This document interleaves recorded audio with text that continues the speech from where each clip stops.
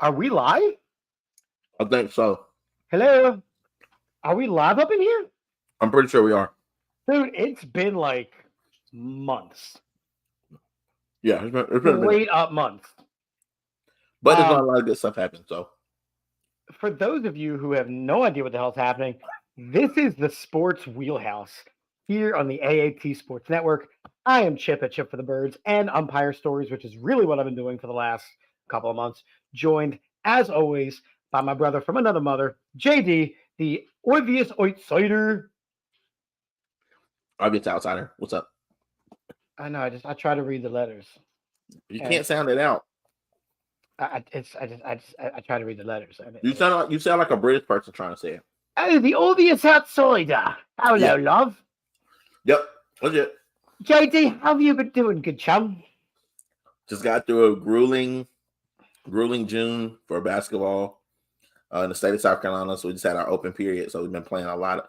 We had like 30 games in like 30 days, like 30 within 10 competition days. So it was crazy. That's a lot. That's a lot, man. That's a lot. We're trying to That's get a in. lot. We're trying to win the state. So here's my question, because I follow your stuff a little bit, and I saw that you had to do some baseball related things this spring. I did. What are your thoughts on? And we'll just jump right into it. So again, if you don't know, I'm obviously the baseball guy. I do umpiring. I do it at all different levels, all different leagues, all different everything. JD, you were a part of high school baseball this spring and softball. Yeah, and if I'm correct, your teams were halfway decent. The teams were really good. I wasn't a coach, but because I do like the social media for all of them, I kind of got a bird's eye view kind of, and I've never been that close like to high school baseball. But this year, got my heart broken. Got really into this baseball team. Here we go. Got really into this baseball team. It gets you quick.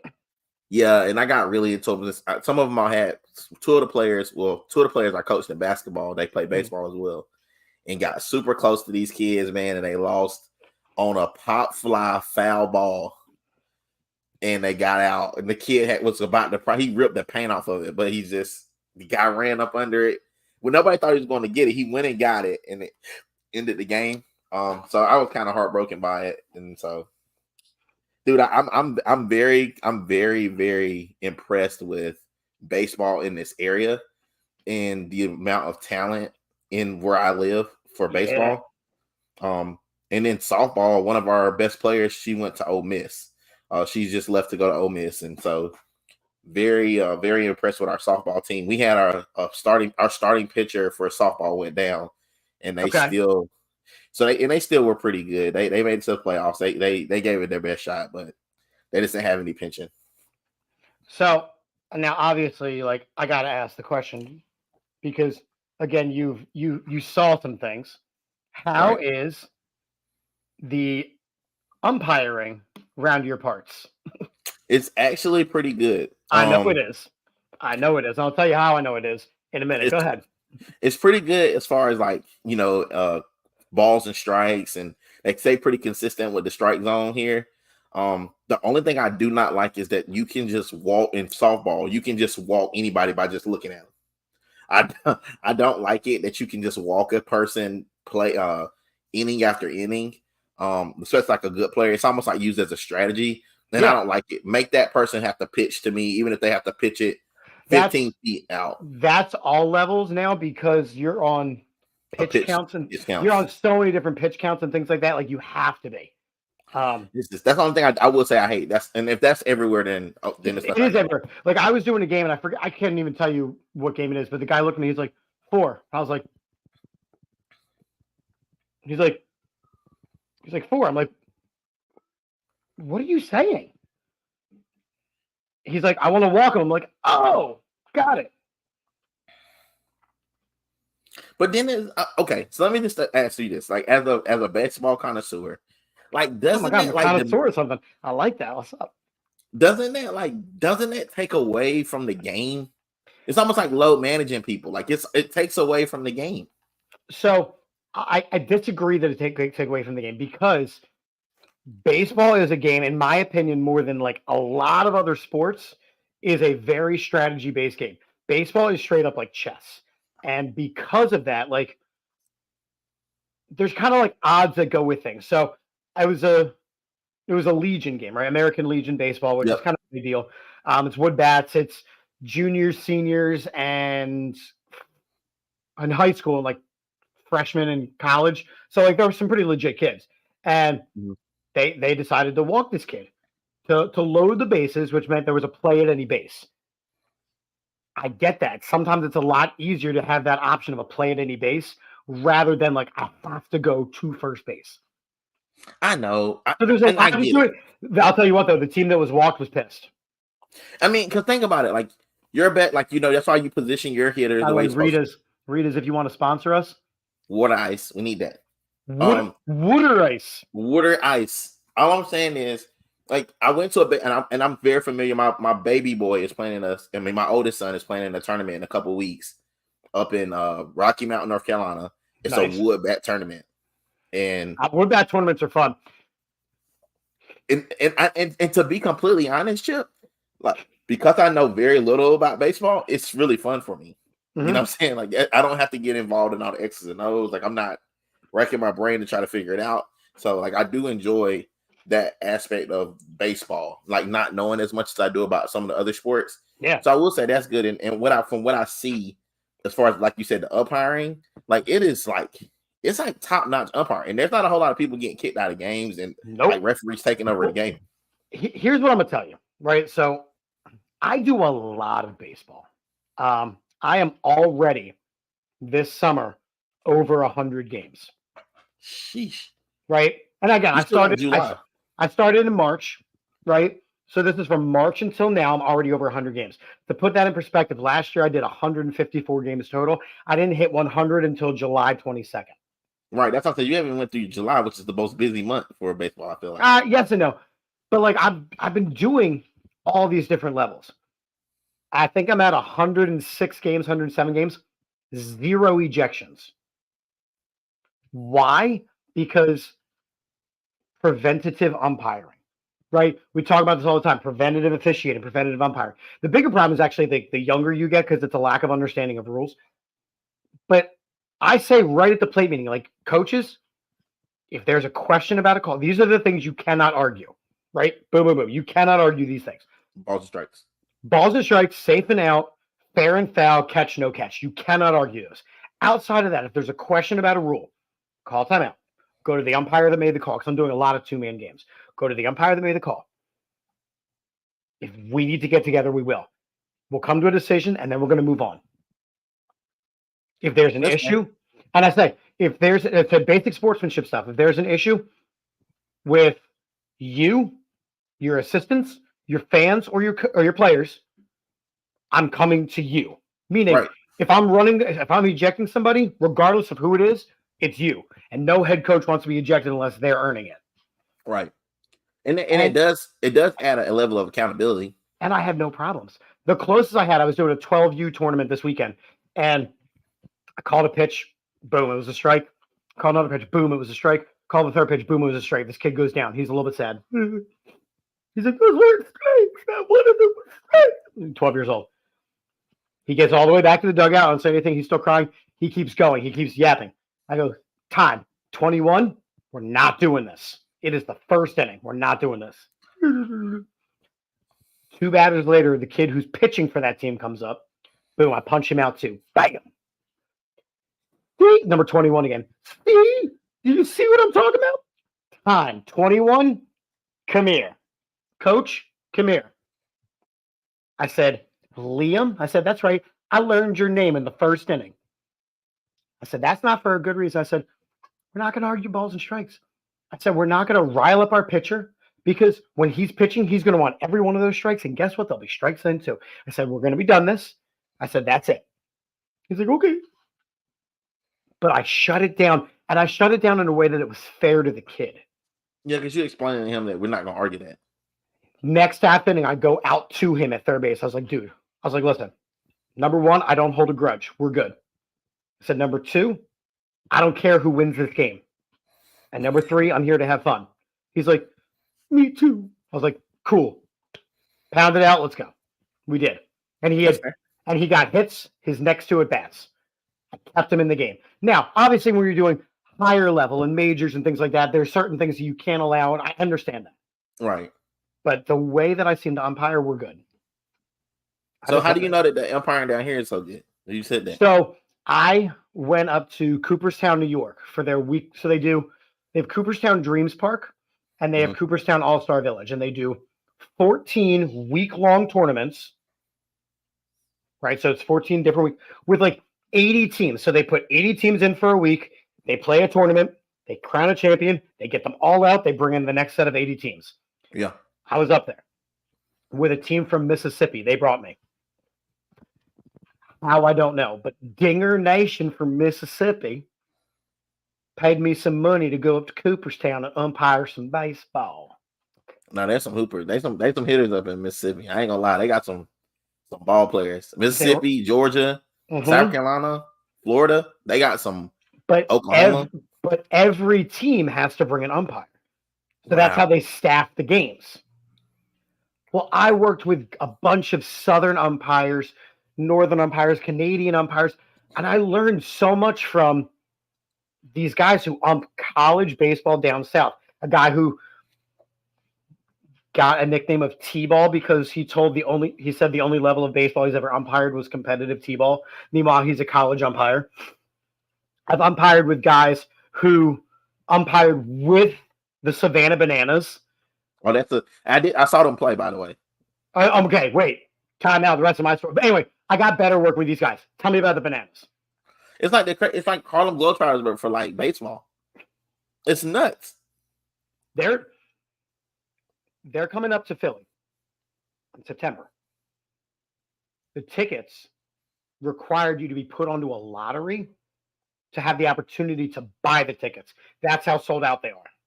Now they played in a really big stadium down here, like astronomically big, which it almost took away from kind of like the nostalgia of it all.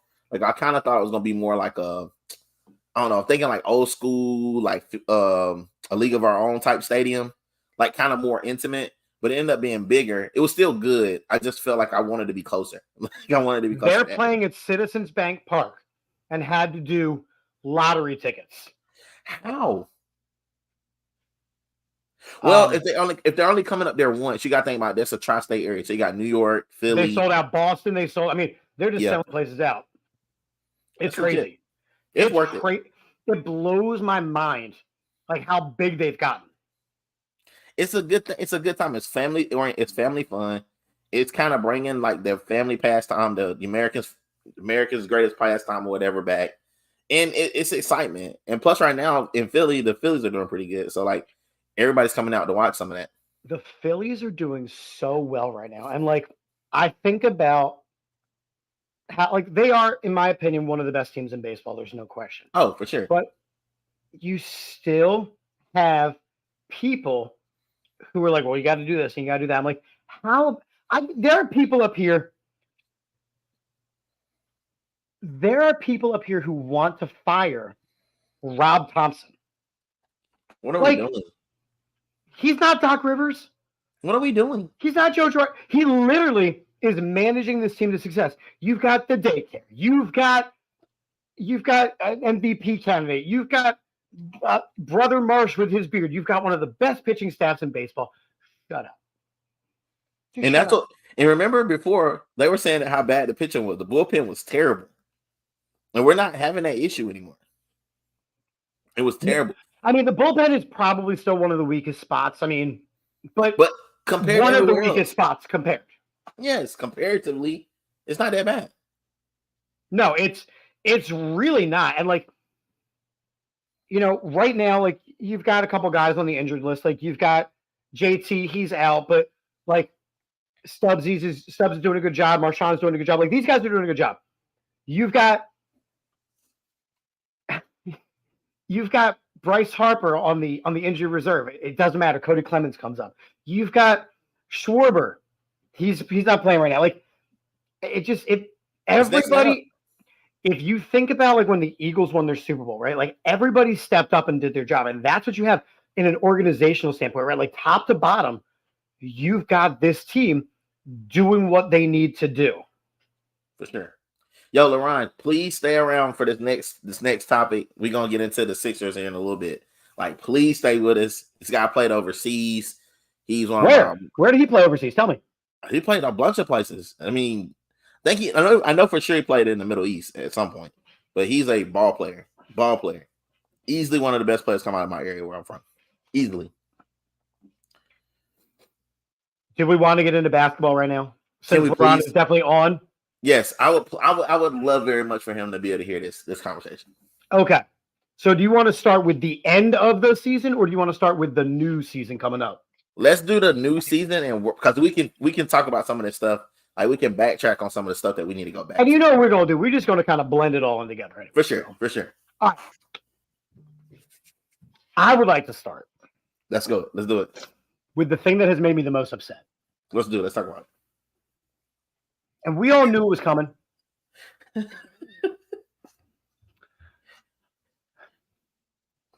Bronny James. I knew he was gonna start there. I knew that's where he was going. Tell me how. I got the sister claps in, right? Tell me how somebody who played at USC who averaged, 2 points a game? 4 points. Give him his 2 points, man. I apologize. Tell me how somebody who played at USC I don't even think they got into the tournament, correct?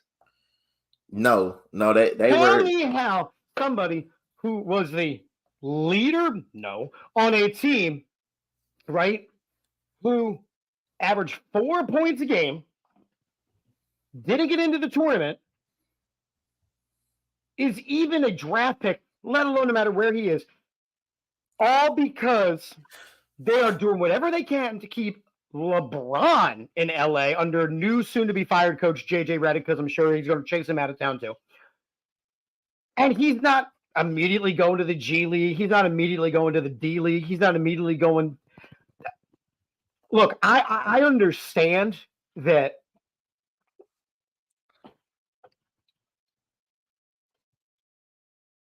Go ahead. I understand that he's got that last name. Mm-hmm. Continue. He doesn't have the talent. He doesn't have the ability. And yes, I understand that he's going to be developed and dead. I get it.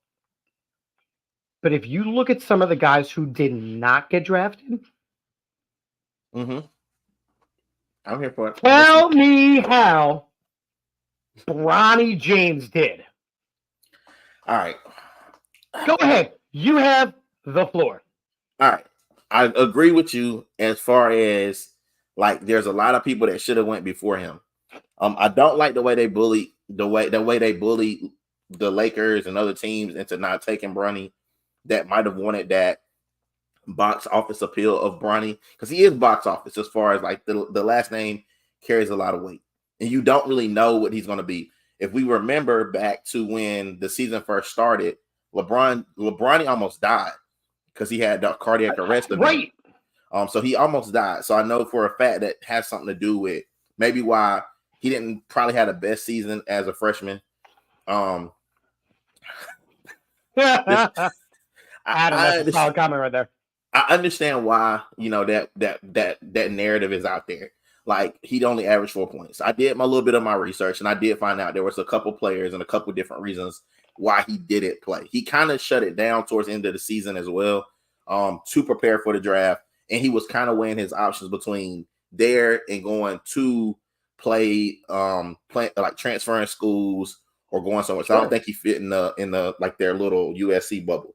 And USC was historically not that great at basketball anymore.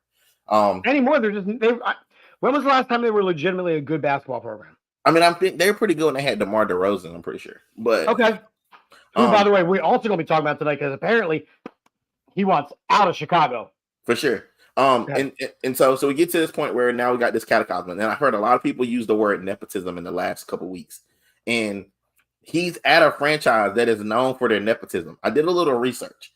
So if you go back to even the beginning of the Lakers dynasty, the Bus family is all nepotist. Like that's the whole family. Like there's guys and girls that shouldn't really be running an organization that are running an organization all because their last name is Bus. And then you fast forward a little bit further. Remember the Waltons? So Sure. So you have Luke Walton, who also I don't think was a great basketball player, who is now they can do their whole thing. And now you got the same thing. Like they're gonna retire. We got two of the same comments down here, and I think everybody's with the same situation. And let's be real. LeBron James and Bronny James is going to bring money into that franchise. And that's what the Lakers are about. Before they're about winning championships in the recent years, they've been about making money. And those are some money-making dudes. He says LeBron's going to win the championship. I don't think so. Here's the thing. Like, I don't think we're going to see the best LeBron. Like, look, LeBron has been consistently excellent, right? For sure. He's been. It's not about LeBron. It's not about LeBron. It's not about LeBron. But I think that's what bothers me. Really, Bronny should not. He is not ready to be in the NBA. It is just what it comes down. He is not ready to be in the NBA. Let me say that again. He's not ready to be in the NBA. So how are you going to take somebody else's spot? How are you going to take somebody else's spot on a roster when he hasn't earned it? And this is another thing. So let's use Sharif Cooper. Sharif Cooper is an excellent basketball player. I think Sharif Cooper deserves an opportunity before Bronny. I'm just gonna keep it a beam. Like there's a couple of people, and if we'll be having a very different conversation if Mikey Williams doesn't have the gun charge and has to go to UCF or go to jail for like 6 months. So there's a whole nother lot of things that happen with your thing. And this comment right here is pretty cool. Like I am good with all that, Ron. Like I'm good with him playing. Like if you could play with LJ, Ron, I'm pretty sure you would do it. If LJ had an opportunity to play with you, Ron, right? I'm pretty sure that'd be dope. And he said a couple years ago, like LeBron wants to end his career playing with this kid, and that's cool. I think that's awesome. But for a team to go out of their way, but he boss hogged it. What they did was they bullied the other NBA teams, like Rich Paul and them, bullied like, hey, let the chips fall where they may. If someone wants to take Bronny, they should have the opportunity without y'all acting like y'all not gonna play because if you're gonna take your ball and go home. Like that ain't the way to how the NBA supposed to. So that's my issue with it. Like let the chips fall where they may. If he gets drafted, just like Kobe got drafted, yes, Ron, they did that. Like Rich Paul put out a statement that if he didn't get drafted by the Phoenix Suns or the LA Lakers, then they were going to go play in Australia. Like that's not how it's supposed to be done. It's almost like Kobe going to getting. Well, Kobe didn't do this on his own, but he got drafted by Charlotte. People forget that he got drafted by Charlotte and was traded to LA. They'll never live that down. They'll never live that down. No, it's the curse of Kobe.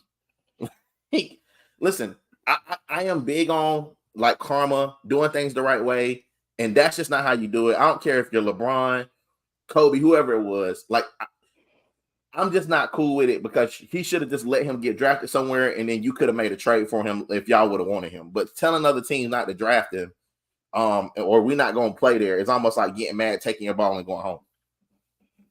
I mean, and so I'm going to kind of segue using that point, right? Taking your ball and going home. There's a couple players that have already changed places in free agency. See that For segue? sure. That is a professional ass segue right there. We did that. That was a professional ass segue. They did that. Thank you. I know, LeBron, you said that about Bronny and all them, but that's a professional ass segue right there. You did. There's a couple players who literally took their ball and went home. So I think you saw it in Klay Thompson. Yep. I think you're about to see it in DeMar DeRozan. For sure. You see it in Tobias Harris, who's about to fleece yet another team. Dude, he's the Kirk Cousins of basketball. I'm telling you, bro. He's the Kirk Cousins. I'm telling you, that dude's got paid for no absolute reason. Like for Lauri Markkanen is going to set the table for himself this time. Who else we got? We seen what happened with my man. We got my boy. You know what I'm saying? Young playoff P. All right, so wait, can we talk Sixers for a second on this? I'm Because definitely down to talk Sixers. Let's because talk. we knew that Paul George was probably going to be a Sixer, Oh, for sure. and now he is. So he signed a huge deal. Yes, huge, but it's Did worth the, it. that was my question. Did the Sixers overpay? No, because you were overpaying Tobias Harris. You're over. Oh boy, let's talk Sixers. Barrera's Let's checking go. in. And so let's lay it all out. For years, we've been asking for, my man to do something with the money. You know what I'm saying? Like to move the money in the right way. And he wasn't moving the money in the right way because he kept paying Tobias Harris. We wanted Tobias Harris gone 6 years ago. Well, however long he's been here. And he just fleeced another team. Right? He just fleeced the Pistons. Well, the Pistons, he didn't fleece the Pistons because the Pistons ain't got nobody. They got Cade Cunningham. The fact that Cade Cunningham even signed that big of a deal to like re-up for a while, like that was a straight money deal. Well, if you okay, let's be real. Let's call it what it is. They need some veteran leadership, and Tobias Harris is a character guy. And we're getting PG kind of late. I'm with Mike on this one. Mike, he's saying that PG's 4 years too late for us, and I'm not sure because you got to think about he don't have as many miles as his age shows because he had to sit out a while with injury. Just like Kawhi Leonard is really only 20 years old at basketball years because he's been out for like 7 years consistently. Like so, you got a lot of miles that's on PG, so to speak. But like he's still got enough left in the tank to make a run at this thing because you're only gonna get a prime time Embiid for maybe another 3 years. You got a young draft pick with McCain and you got Tyrese Maxey, so that's gonna be your future in the backcourt. Now your front court, you just went out and got Andre Drummond, so you can let Embiid rest sometimes. I love that pickup, and I know the AAT Birds writers chat was kind of like, oh, Drummond. That is low key a top-notch move. I was mad. Like, I was mad when they let him go, but again, I understood it. But to have somebody that is a physical 5. Yep. Right? Because let's call it like it is. Embiid, while he can be a dominating 5, should not be a physical 5. There is a difference. For sure. If he's got to go underneath and bang around, you have a shortened Embiid. You have a shortened Embiid season. So let Drummond play the 5. Let him bang around. Let him get the rebounds. Let Paul Reed get in there when Embiid's on the court. Like, I think the Drummond move, and for what they got him for, come on. He just wants the chance to go win a championship. Let's just be honest. He really does. Like, let's be honest. And there's some more pieces that we're going to talk about. They still got we ain't talked about this, but they still got they read up Kelly Oubre. So I like the Oubre pickup. He brought something. They paid Maxey. They let it be known that Maxey is the future of the franchise. Yeah, you pay Maxey, and then you got what's my man name? The other little guard. He used to play for Houston back in the day. Eric Gordon. I got some thoughts about Eric Gordon. I like Eric Gordon. I love Eric Gordon, the player, but is this another example of Morey just bringing in Houston guys? No, I think with the pickup of him, you get some of that because you can't play him. I don't think Buddy's going to be cheap. Yeah, I don't think Buddy's coming cheap. And as these big names are coming off, I don't think he's going to be cheap. I think you keep Buddy Hield too. I think in a perfect world, because Buddy Hield also wants to win. He's been in Sacramento. He's got his payday already.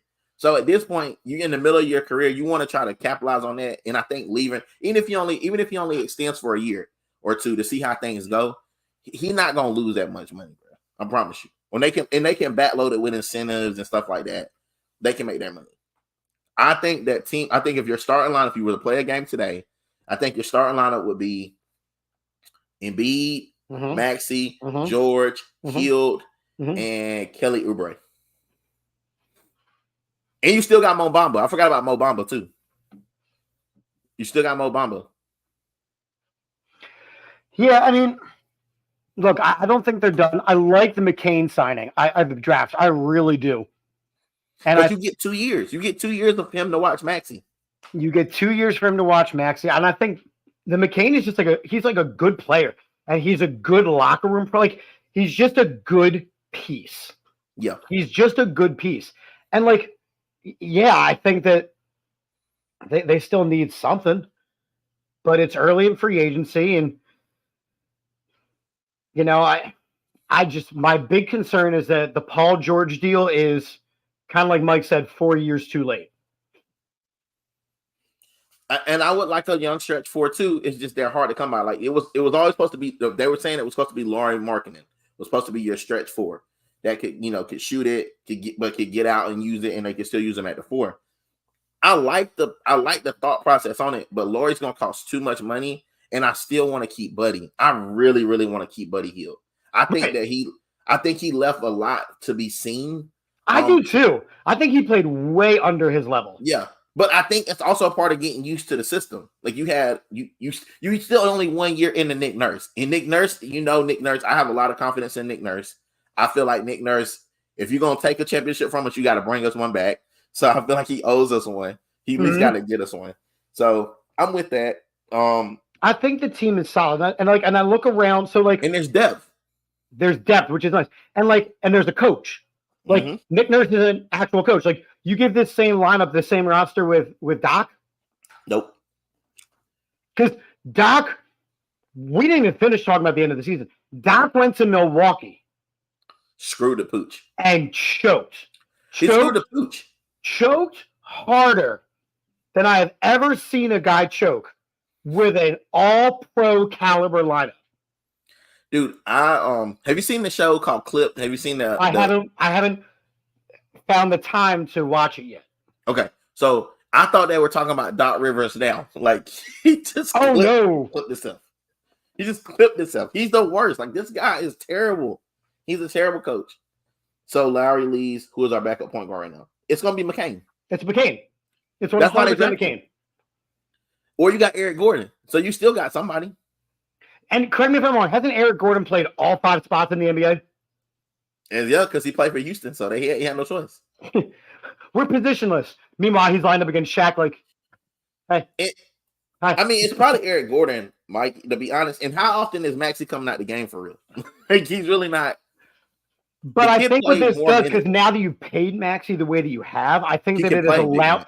You can, because you want to elongate his career. You want to stretch his career.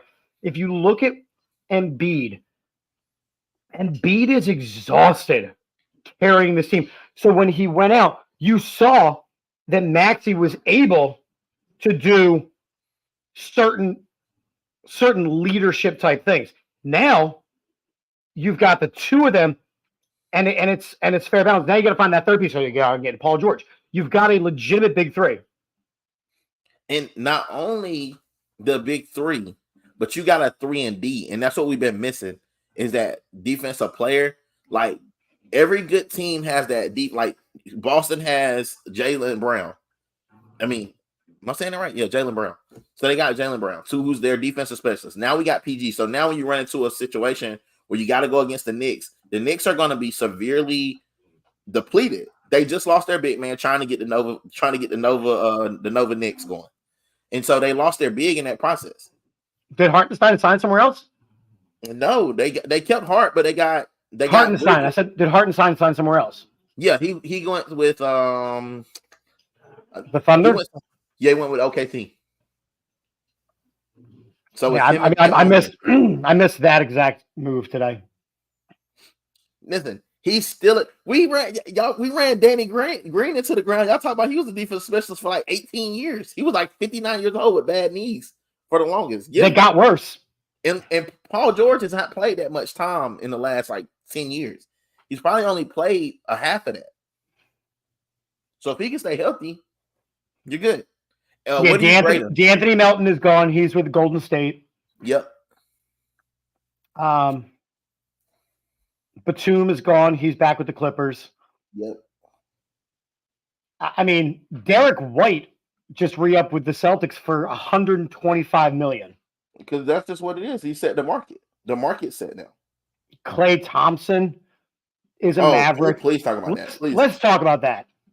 Like I liked Klay Thompson. Like, now that's the dude that's 4 injuries too late. Like that's 4 years too late. Like you're not getting nothing out of Clay at this point with the Mavs. They're not getting nothing out of him. No. He's stiffer than Steph. He's stiffer than Paul George, and he's younger. That is a sentence right there. I just want to point out that you just used the phrase on a sports podcast, stiffer than stiff. And you said it with a straight face. I mean, it is what it is. What up, TK? TK checking in. TK? Schrader? Why not Schrader? No, I think TK's talking about Clay. I mean, Clay ain't really no trader. They don't want him. And you can't. Hey, you love the one you with. If they don't want you, you got to go where you want it. Like, I mean, he wanted Paul George with the Warriors. No, that's a sinking ship, my boy. Yeah, I'm talking about Clay. Yeah, I mean, I don't know. I like, again, free agency is always what it is. You knew it was going to be some big moves coming in. I think that DeMar DeRozan is going to be.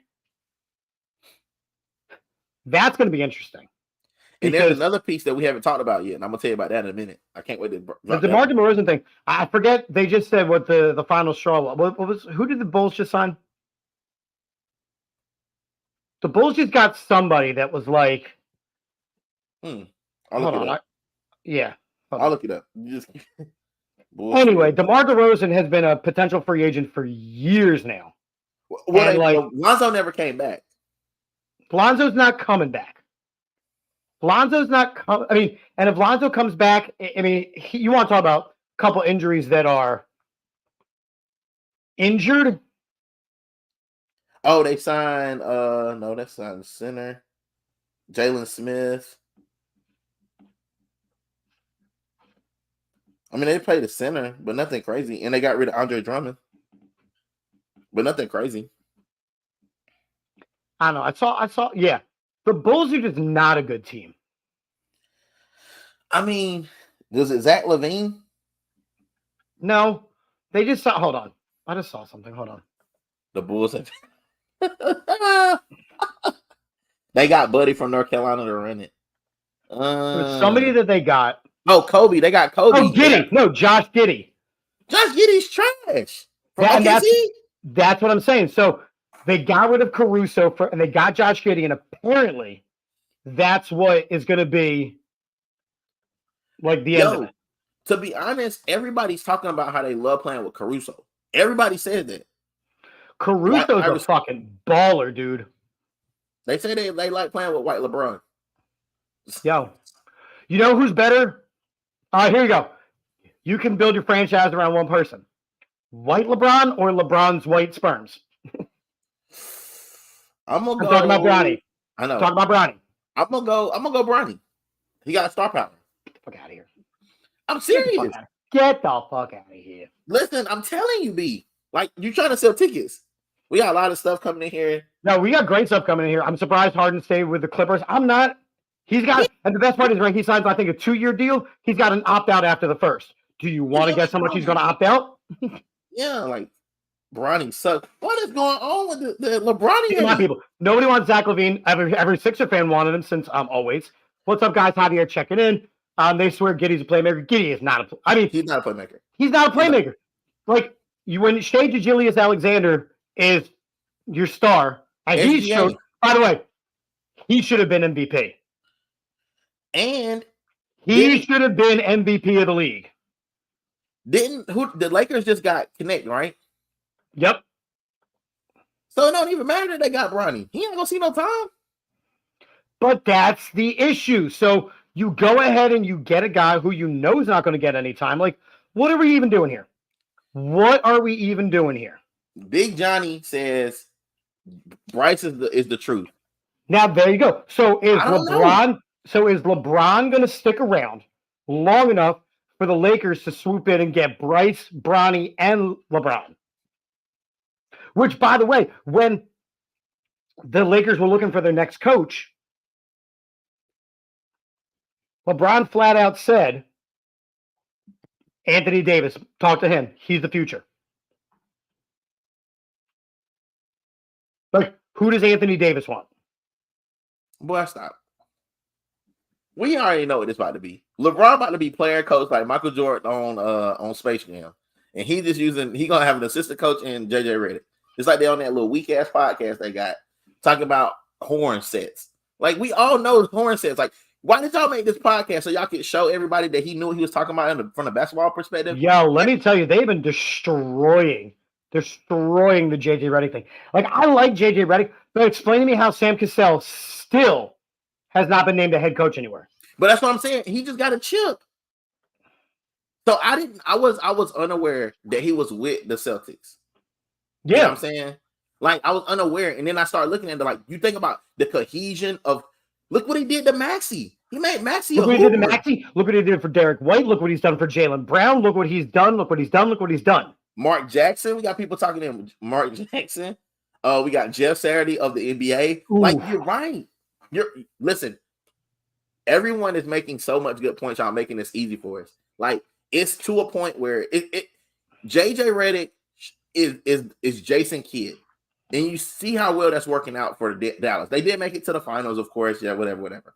But the first couple years, he took his lumps. I'm not saying JJ Redick isn't a basketball mind, but you don't have to do little trickery to make us think that it was anything other than nepotism to get JJ Redick there. He's friends with LeBron. They made this little weak podcast, and now he's the coach of the Lakers. Like, come on, man.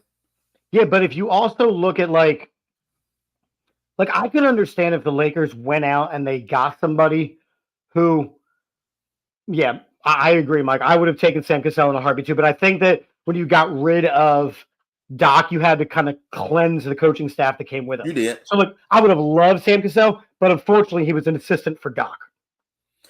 Hold on, but wasn't he there with what's called it too? He was. So by extension, they've already heard his voice. Yeah, because I'm pretty sure he was my man when he was taken. But the thing like with JJ Redick is like he never played for the Lakers. Correct? No, he never even played with LeBron. He played for the Clippers. Yeah, but he never actually played with LeBron either. So, like, for him to get nepotism into a franchise that is as historic as they are is crazy. I'm not okay. Let me clear that part up. The only thing I'm saying is they tried to treat us like we were dumb, and we weren't going to realize that this dude just came out with this podcast with LeBron, and now he's in the running for this coaching carousel. And then listen, they said they went after Hurley, right? All Hurley was doing was using them to jack the price up on UConn. So what are we doing? It was always going to be JJ. It was always going to be JJ. Listen, and can I talk about this real quick? This whole UConn always. I'll leave that comment up for you. Dan Hurley really had no interest in the NBA because right now he has a cheat code for the college game. And that's why you never saw Coach K go to the NBA. You never really seen John Calipari. Like, none of these guys leaving the college ranks to go to the NBA to take these lumps because now they have to deal with the same situation in the college game they have to deal with the NBA because now they got NIL. So they're not going to deal with that in college and then go to the NBA and deal with the same crap when they can make the same type of money in the college game. They're not going to do that. No, Jay Wright's not going to the NBA. He would if he wants to coach the Nova Knicks. And the thing with the college game right now is that it is about the coaches, not the players. Right. You know what I mean? Because the players are one and done. So you only are building a team for a year and then completely refueling. You have coach name recognition, and you do not say, Mike, you're with me here. You have coach name recognition as opposed to the NBA, which is a players league. I mean, let's be completely honest.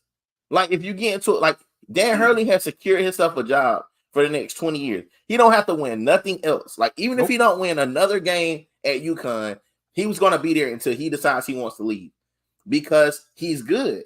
And to be completely honest, a lot of people was throwing around the Jay Wright situation. Oh, I didn't even see that. Because you just snuck that in. You know what I'm saying? Like, the Nova Knicks thing, is their experiment is not going to work because you're expecting, because they had to give away their big guy basically to be able to get the rest of everyone else to make this whole Nova Knicks thing work. Who's going to play Joel Embiid when they run into them? Thank you, Adam. Appreciate it. Yeah, I knew he wasn't a Laker. Yeah, like it's no way. Now, and to be real, I'm not saying you got to play for a team or anything like that to be considered a good coach or could be considered whatever. And I'm not saying JJ Redick isn't smart, but if you watch that podcast, they're only talking about sets that I coach basketball. We run horn set, we run all these different sets. Dan Hurley runs. They're talking about Dan Hurley's what he's doing. Dan Hurley, what people don't realize about him is he's got 5-6 year seniors because of the COVID on that team. So eventually everything's going to even out as far as NIL, guys not having those extra years, and people are going to go back to the regular landscape, which will be say in a couple of years, because right now it's hard for high school kids, like even our high school kids, to get offers from colleges because the landscape's so messed up with people being in college when they're 25 to 26 years old. Like, get the hell out of college. And what are you still there for? You got a wife and kids and a 401k. Get out of college. Yeah, I'm just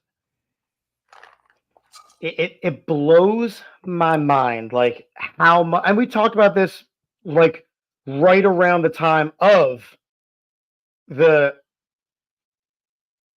NCAA tournament. Like we talked about the fact of like who is watching this? Nobody. And I'm glad that you said that, because that brings me to my next point. The WNBA and women's basketball is up now. If you don't watch it, if you haven't been watching it, you're severely behind and you need to catch up, because they got some hoopers out here. And Caitlin Clark is, I got to talk about Caitlin Clark. We're going to talk about Caitlin Clark I'm sure at some point. The WNBA right now, and maybe it's because it was such a, I'm going to call it a mediocre NBA season. I think that, and the women's basketball college tournament was so good. Right. And it was a very nice segue right in that you knew Caitlin Clark was going to be the number one pick. And then the fact that like WNBA games are selling out. Right. Angel Reese is setting records already.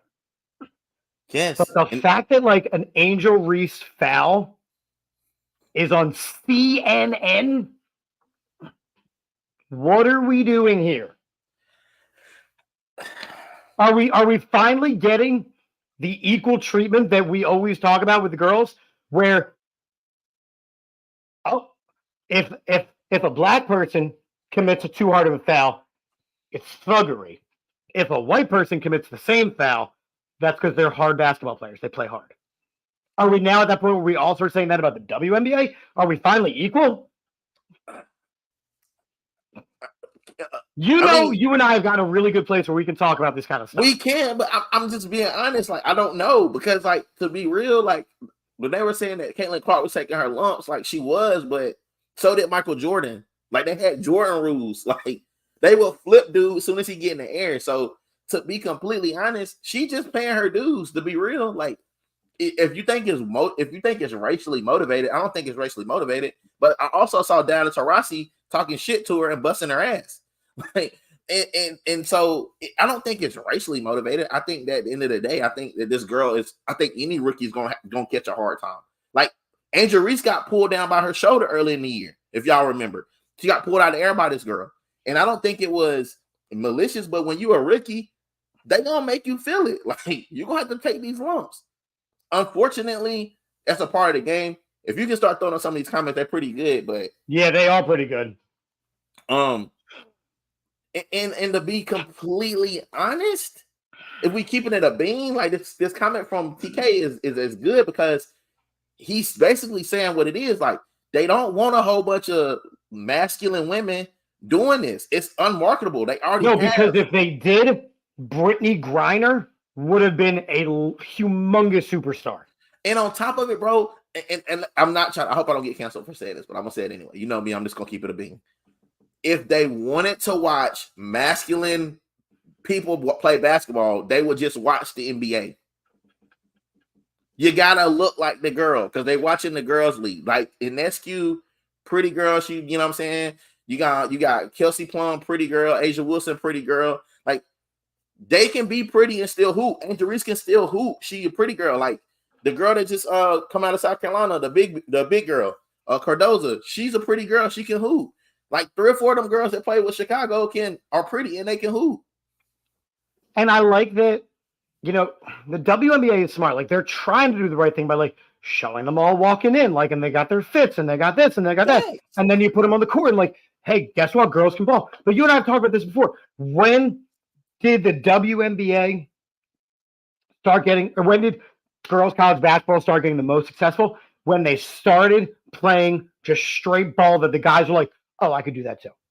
Because you got to think about the skill level has always been there. Because they're not like, okay, I coach high school basketball. Most boys, when they get a certain height, everybody's trying to dunk. That's all they want to damn do is dunk. And they don't work on the small intricacies. They're not working on shooting and ball handling. Like now, like even if I use like Caitlin Clark is Steph Curry. Her and Nescu are going to be the Steph Currys of this league. And then you got Angel Reese, who's going to be like a Charles Barkley type player. She's going to get you a double-double. She's probably going to kill. She's playing with the big girl Cardoza. Cardoza's going to be something. If she can get herself together, she's going to be just as impactful as a Shaq because nobody's as big as her and none of that. I mean, you got Deladon, but Deladon is phasing herself out. She's getting older. Stewie is getting older. This Asia Wilson's league. This is her league. Like, she records the most double-doubles. She's a hooper. Like, she's a problem and she's pretty. Like, of course. So let me ask you, because we didn't get a chance to talk about this, and this is kind of going to segue into our Paris stuff. Yeah. Do you view it as the same national slight that everybody else did, that Caitlin Clark wasn't just given a spot on the team? Nah, I think that to be completely honest, she didn't make the team, right? No. And she shouldn't have. I agree. But this was a national issue. Because this is going to make sound bad. It's almost like the Great White Hope. It's almost like the Great White Hope with that because they got somebody that represents, like, if you look at the WNBA is majority African-American like the NBA.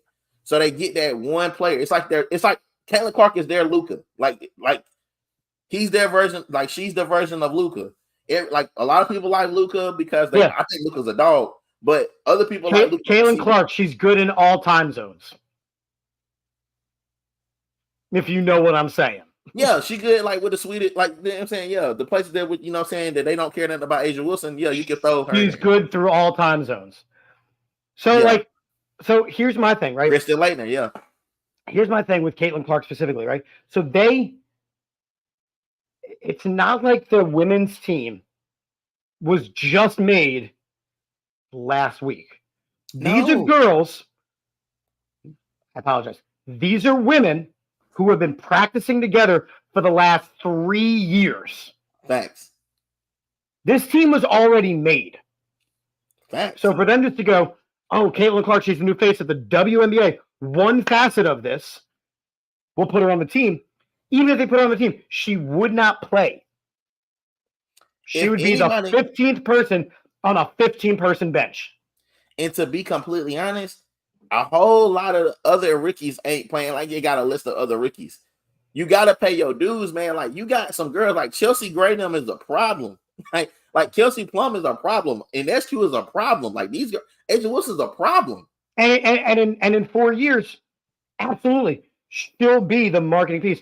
But the other thing is, you have to look at Caitlin Clark has been playing basketball at this current pace for the last year straight. Give the girl a break. Give her the break. That's another thing people don't realize, because the seasons they run so weird. Like, they run straight out of their college season right into the WNBA draft into their season. So they don't get an off season like you would for like the college game to the NBA. Like, those guys that just got drafted, they won't even play until like October. They're going to do summer league now, but they're not going to play meaningful basketball until like October, November. No. So, like, get a girl a break. I'm with you. And I agree, TK. Like, it does have an impact on pay moving forward, but you could say the same thing about the women's national soccer team.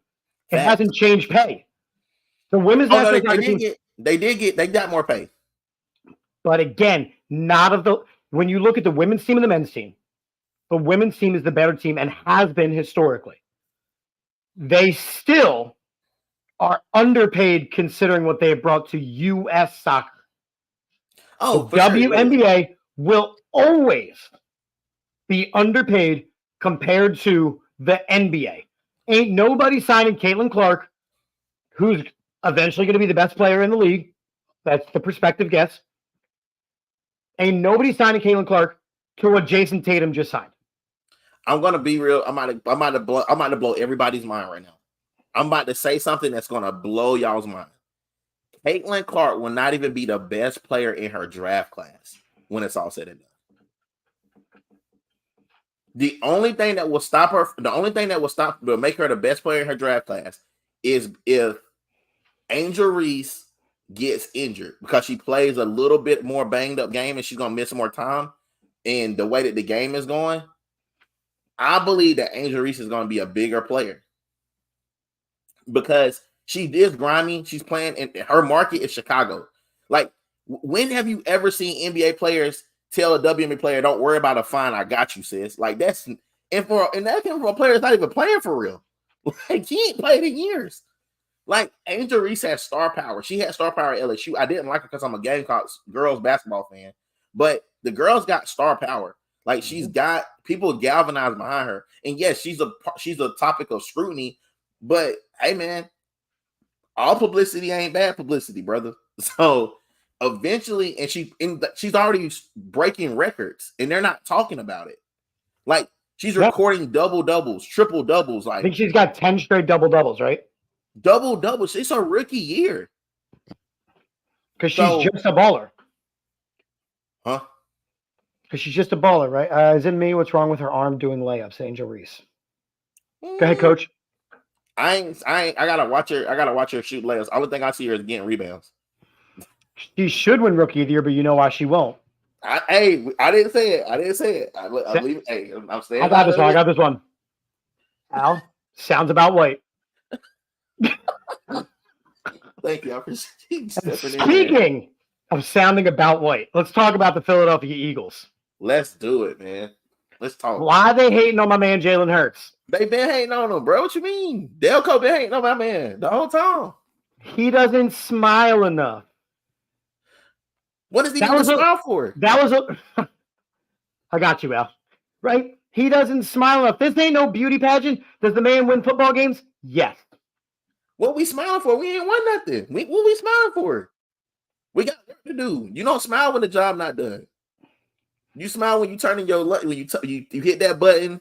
The championship's won. You on the float. Like, Jaylen Brown was smiling like hell the other week when they was on that float. Jason Tatum was kind of doing like that. Yeah, we ain't done. Like, we still got more to prove. Like, yes, they've been hating on us since they drafted. And Al, I'll be the first one to say I was as well because we had Wentz. I didn't understand it. Wentz has clearly gone moving on, right? Been saying it since the jump. That Wentz should have been out now of there. There are so many star-studded weapons around him. Like right now, there's so many star-studded weapons around him, including Saquon Barkley. So that look at the screen. But here's the, I mean, yeah, like look at this, right? The thing that comes with this, though, is that last year, you didn't really have the dominating run game that you did. So Jalen Hurts was required to be the leading rusher on that team. And by the end of the season, his body was physically destroyed. Like, I feel like they passed the ball more to Swift than they ran him. And I wasn't really sure why that was happening. And to be completely accurate, I throw this out there as a non-Eagles resident Steelers fan here.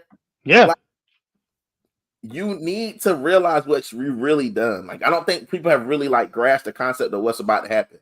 Like, they're going to be able to gas you in every skill position. They're better than you at every offensive skill position. They have a better running back, a better quarterback, a better tight end, 2 major receivers, and a third one if you count Saquon Barkley coming out the backfield. Like, this dude has so many weapons, and then he's probably healed, so he probably still got his wheels back. So, listen, and at this point, I can't defend him. If it don't work out this year, I can't defend him. Like, I'm gonna be like, hey man, the experiment didn't work. But if it does, you're forgetting one aspect before you finish your point. What's up? You got an offensive coordinator now too. There's your point. And you do have, and you don't have to worry about Sirianni. Sirianni can run the team. And hey man, hey, lay off my Steelers now, stay off my Steelers, baby. We coming. We coming. We ain't here yet, but we coming. We got some juice now. But you know what I'm saying? That's just my thought process. It's like let that man play, let him go out here and earn it because I think he can. I think he holds himself to a high enough standard. He doesn't make excuses. He doesn't throw people under the bus. If they lose, it's his fault.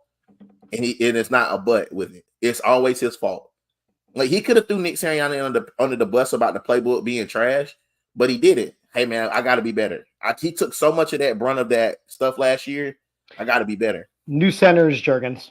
I mean, but he said he wanted Juergens, so you got to know there's some juice there, right? And what was cool about it is like with Juergens is that you saw him have some success at right guard.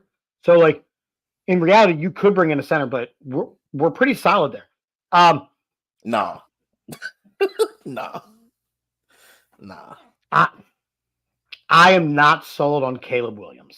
Nah.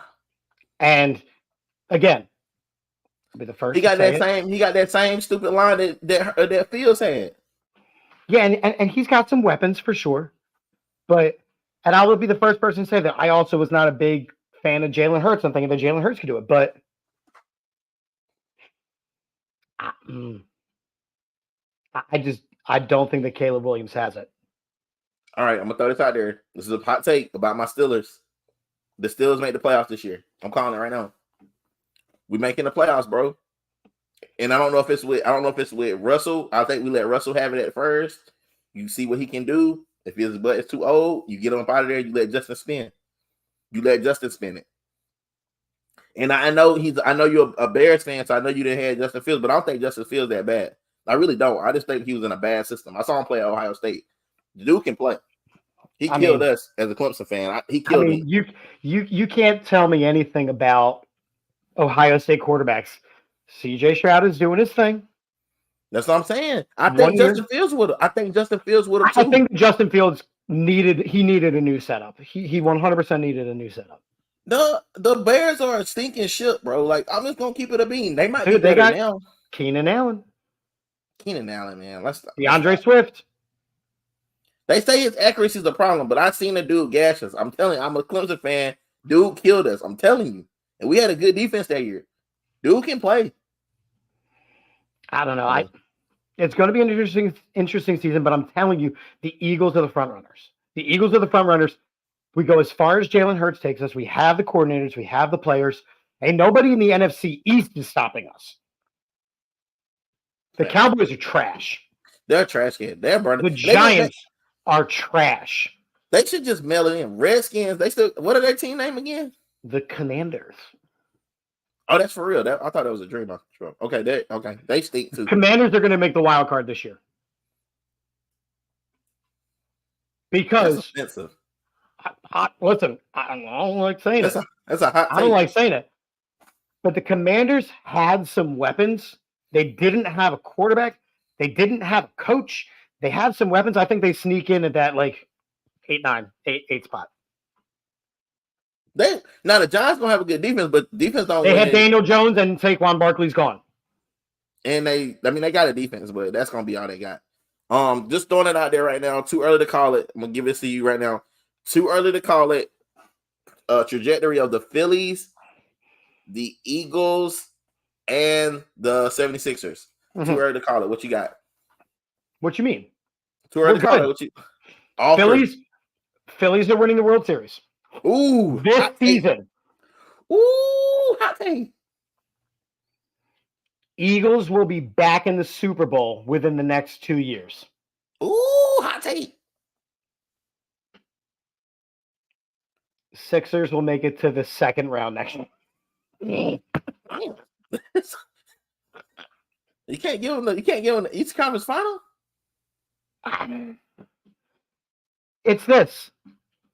That's what I'm talking about. And the problem is that I'm going to be honest. The Celtics are a really good team. Like they are a good team, and they built together. They are going to be good for a while.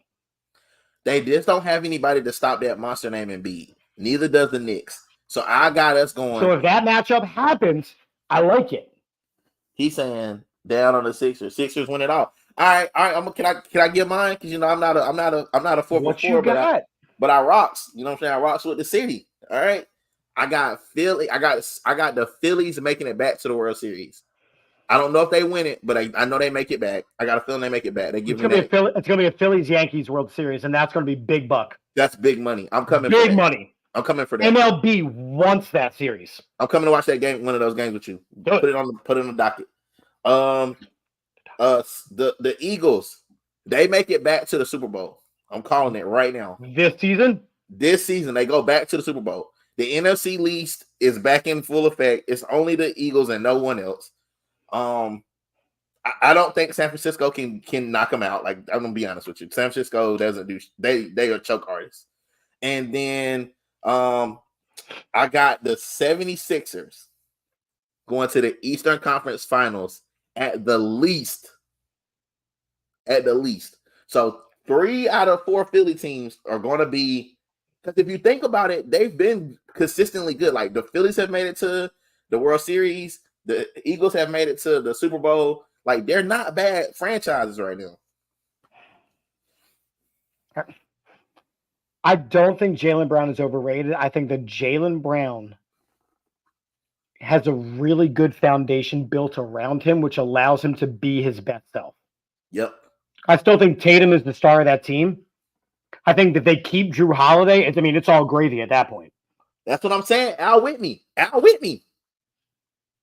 I'm just saying it would be perfect storybook ending. I don't know if I like this matchup. Listen, how do you feel about a turnpike bowl? That's all I'm saying. I'm not saying it can happen. The Jets ain't getting there. Stop it. No, I'm talking about the what you call it? I'm talking about my Steelers, man. Don't be rude. Oh, that's not the turnpike. That's the Philly Bowl. No, that's not what it's called. But that's the PA Bowl. No, they call it the Turnpike Bowl. The Eagles, when you talk about the turnpike, are talking about the Giants. I don't know, man. I think it's called the Turnpike Bowl. It's the Battle of PA. I'm telling you what somebody told me. One of these old heads in Philly told me that's what it's called. The Steelers and the Eagles ever make it. It's called the Turnpike Bowl. Somebody told me that. I don't know if it's true. I'm just saying. Don't kill the messenger. Don't shoot me down. You know what I'm saying? Because somebody said the Eagles and the Ravens. Absolutely not. Absolutely not. I can't stand for any of that. Because I got my Steelers winning the conference. We're gonna have a resurgence. Anything else we didn't chat about that you would like to bring up? In my heart of hearts? In your heart of hearts, what you got? I absolutely hate AAU. Tell me about it. I just think it's bad. Like, I think everything around AAU is bad. Like, I think the people they let coach it are bad. I think that, like, there's some good organizations and they like steamroll everyone else. And so you got like grassroots teams that are playing against like these organizations that are really built up, and it kills the kids' confidence. And like, you got some coaches that shouldn't be coaching. They shouldn't be coaching my bullfrog, nonetheless coaching my kid, doing this AAU thing. It's just out of control. The parents are worse in AAU than any other situation. They're overcharging for these damn tournaments like crazy because they have to pay the referees, who are also overcharging because they don't really want to ref, and they're terrible referees reffing these games because it's like the guys you get from like the Boys and Girls Club, they didn't have nothing to do on Saturday and Sunday, so they decided to do AAU to make a little extra coins. So I'm not impressed with AAU. Like we have a player on Greer that plays on the circuit, and I went to those games. He plays on the Under Armour circuit, and I think those are really good competition games because you got like talent playing each other. But when you go to a random AAU tournament, they're not doing anything for those kids because they're just not. And it's no development happening. It's the kids are getting these guys that coach the game. They're like cursing at kids and demeaning kids and stuff. So like, I'm just not cool with the AAU as a whole, especially because there's nobody sanctioning it. Like, they say that there's all these like people that are sanctioning this, but it's just a money grab. For a weekend, you can earn $20,000 hosting a tournament, right? But you might only have like maybe 1 or 2 games in the whole tournament that are worth seeing. But so-and-so gonna see their baby play this weekend, and then on top of the travel, kids put extra miles on their body for absolutely nothing. Like kids are playing 5 and 6 games in a weekend. Like that's ridiculous, man. So I said I wasn't gonna go crazy about it, but I hate AAU. It's not sanctioned. The people who are running it are scumbags, and I'm just not cool with it. I think the other thing, so this season, like there's this group out of Seattle. This is now I'm going back to baseball stuff. There was a lot of AAU type programs in the Philadelphia area, and Seattle, this group out of Seattle came up and they bought all the AAU facilities, right? And they're kind of penning them against each other so that they can kind of like build their own product and be like, hey, we did this over in Seattle. We're doing it here. We are the AAU program of the United States. But I haven't really seen any increase in the level yet. Now, like this tournament that I did today, like, yeah, their stuff was live streamed on the internet. Like I sent you the link that you can watch my game. I sent you the wrong link, but I'll send you the right link so you can just like see how good I am.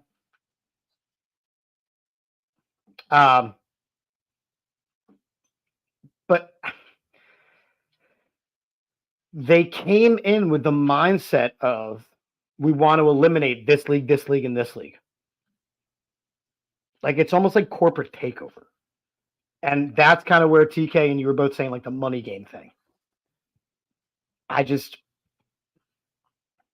don't know AAU is obviously, it's not going anywhere because people will pay whatever they can to get their kids exposure and what they need. I'm just saying, I don't know. Like, and so this also I'm piggybacking off that, like, and then don't just take your kid to any trainer. Like, let's just be honest. Let's call it a spade. Like, everybody does it is not a trainer. Like, everyone is not a kid. Everybody's not a trainer. Like, everybody's not a pitching coach. Everybody's not a baseball coach. Everybody's not like. There's a reason why there's only so many people who can coach on certain leagues because you got to pass a background check. You got to do all this stuff. Like, stop exposing your children to people who do not supposed to be around kids. Like, at some point, at some point you're doing your kids a disservice. I know you're trying to give your kids a heads up, but like do your research. Like, get these kids with people who actually know what the heck they are doing. They're qualified to do the job. You just wouldn't take your kid to any doctor. Like, you would do your research. You're just not gonna take your car to any mechanic. These are just like just little small things. Like, why would you allow your kid to be around a program or a person that does not know ball, who is killing your kid's confidence, who is giving them things they don't need? Like, I'm not even even with this 2-ball thing, like I coach a high school basketball team. We made it to the upper state. We use 2 balls like once a year. Because I see kids that do 2-ball exercises, dribbling 2 balls. You put them in a game, they can't dribble from the baseline to baseline with 1 ball. And they were dribbling 2 balls. Like, so how is that even effective? Like, if you're not seeing increases on your kids' potential, if they've been working with a trainer for a couple months, what are you giving the money away to? You're giving the money away. You need to switch the trainer, or you need to go back to ground floor training with your kid, which that means you need to go back to passing, dribbling, and shooting. Your kid shouldn't be just walking out there just jacking up threes. Unfortunately, he's not Steph Curry. Like, most of them aren't. No, and I know that the basketball game has turned into the 3-point shooting and all, but like fundamentals are important too. Like, when was the last time an AAU program built hey, you're not leaving the gym until you make 50 free throws? I mean, it ain't sexy. Nah, but I've seen some of these teams, and like now that I said, I've been watching these like Under Armour, Adidas, Nike, EYBL teams play. Man, like everybody can't play on that level. Like, our star player on our team right now, he's 6'2". He's the shortest kid on his team in circuit ball. He's the shortest kid at 6'2", the shortest. Yeah. So I'm with it, man. Okay, I feel you. So listen, I miss this. We got to make this a habit again. For sure. Thank you for tuning in. I'm pretty sure at some point I'll be on the AA Birds weekly show. I know this week is weird because of 4th of July. Happy 4th of July. Happy 4th of July. Celebrate it. Happy 4th of July. Happy all the other days that we missed. And thank you to everybody for commenting. And that was one of our top shows for comments rolling in. You guys stayed with us the Crazy, whole man. hour 15. We appreciate you. I gotta go back and read some of these. I'm gonna post some of these. Yo, they were good. Yeah, send me some clips because I got stuff to. I like when you send me clips of stuff. We had a good Here show. we go. Here we go. Here we go. Here we go. Where can they find you, Chip? You can find me at Chip for the Birds. You can find me at Umpire Stories. You can find me on the TikTok. You can find me on the Instagram. You can find me on the baseball field. You can just find me. You gonna find me. You gonna find. Sorry. Okay, and yeah, TK DM me. You guys can find me on my Instagram, my DMs, like TK's about to do on my Facebook. It's my regular name, Jamar Dean. If you want to look for me on Twitter, you can hit me under my D2M LLC podcast, like at thing, and then you can find me on my actual one where I'm talking trash to people on my Obvious Outsider, and I'm getting into it with people on Twitter, but nothing disrespectful, but just like let people know like they're idiots. So, and I'll be doing that. I'm starting to get back active as we go into our dead season, and I got a little bit more time. So, yeah. I'm Chip. I'm Drip. This has been the Sports Wheelhouse. Okay, bye.